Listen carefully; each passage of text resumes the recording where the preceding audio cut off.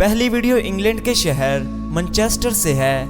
ये एक insurance office की वीडियो है जहां काम करने वाले वर्कर्स को लगता था कि इस ऑफिस में कुछ बहुत अजीब हो रहा है और आखिरकार इन्होंने 1 नवंबर 2012 को सीसीटीवी कैमरा में ऑफिस बंद होने के बाद की वीडियो चेक की और ये हैरान रह गए।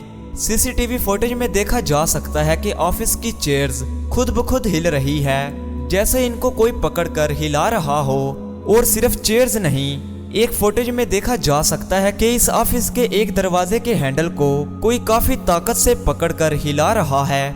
तीसरी फुटेज में इस ऑफिस की एक कैबिन खुद ब खुद खुल जाती है और अंदर से कागज उड़ना शुरू हो जाते हैं। इस इंश्योरेंस ऑफिस की ये अजीब वीडियो काफी वायरल हुई थी, जो आज तक लोग नहीं समझ सके